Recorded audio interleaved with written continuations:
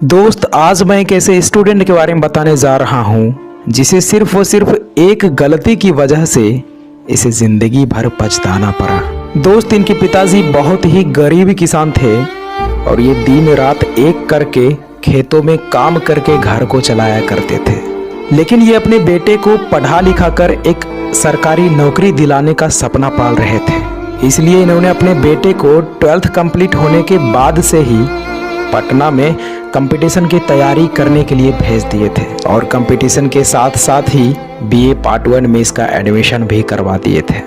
ये लड़का भी अपने कैरियर को लेकर बहुत सीरियस था, लेकिन कुछ दिन तैयारी करने के बाद इसे पटना का हवा लग जाता है और लाल पीला हरा के चक्कर में फंस जाता है और टाइम वेस्ट करने लगता है। अब आप तो समझ ही गए होंगे कि मैं क्या कहना चाह रहा हूँ। ये लड़का दरअसल प्यार के चक्कर में पड़ गया था।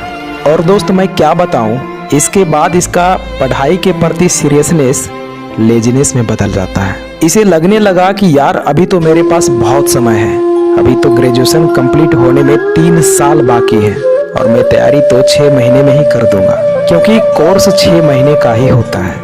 लेकिन शायद इसे ये नहीं पता था कि उस 6 महीने में पढ़ाया गया चीज़ों को कंप्लीट करने में बहुत समय लगता है और इसी गलत फहमी में जीने लगा और पढ़ाई कम, प्यार का चक्कर ज़्यादा करने लगा। हालांकि बीच बीच में इसे रियलाइज होता था कि मैं गलत कर रहा हूँ, लेकिन दोस्त, इस चक्कर में जो एक बार पड़ जाता है ना, वो इतनी आसानी से बाहर नहीं निकल पाता है। ये जीवन की सच्चाई है, जितना जल्दी समझ लो उतना ही बेहतर होगा।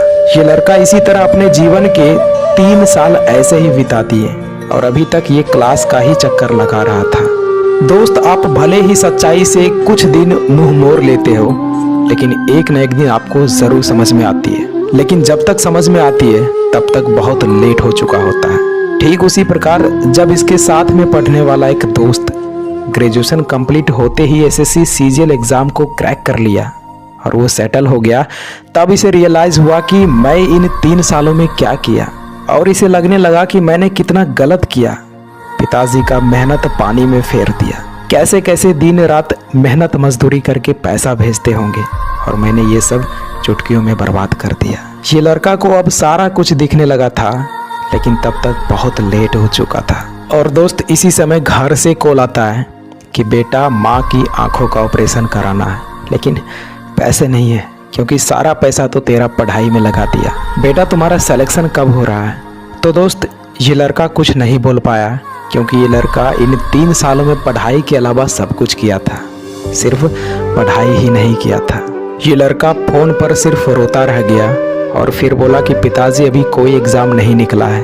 दरअसल मैं गलत रास्ते पे चला गया था, मैं भूल गया था कि मैं यहाँ क्या करने के लिए आया हूँ, मुझे माफ़ कर दीजिए पिताजी।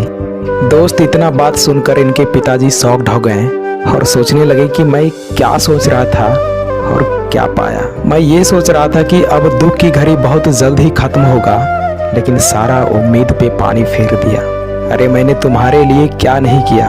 अपना ज़मीन का 90% हिस्सा इन 3 सालों में बेच दिया, ये सोचकर कि मेरा बेटा शहर में अच्छे से पढ़ाई कर रहा होगा। लेकिन तुमने जो कर दिखाया ना, अब लग रहा है कि सारा सेक्रीफाइसेस व्यर्थ चला गया। अरे बेटा, सोचो उस माँ पे क्या बीतेगी जो माँ अपनी आंखों का ऑपरेशन नहीं करा रही थी, बोलती थी कि बेटा सेट हो जाएगा ना तो मैं ऑपरेशन करा लूँगी, और तुम बहुत अच्छा किया बेटा, बहुत अच्छा। दोस्त, अब इसके पास रोने के सिवा और कुछ नहीं बचा था और मजबूरन इसे प्राइवेट जॉब में 10,000 की नौकरी करना पड़ा और जो सपना इनके माँ बाप ने देखे थे वो केवल सपना ही रह गया।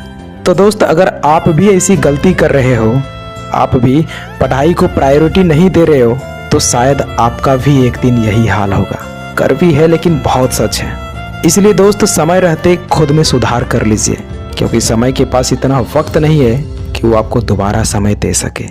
तो दोस्त, ये स्टोरी मैं अभी के जनरेशन को देखते हुए तैयार किया है। आई होप इस स्टोरी से आप लोगों को बहुत मोटिवेशन मिला होगा। तो दोस्त, अब मिलते हैं किसी नेक्स्ट वीडियो में, तब तक के लिए जय हिंद, वंदे मातरम।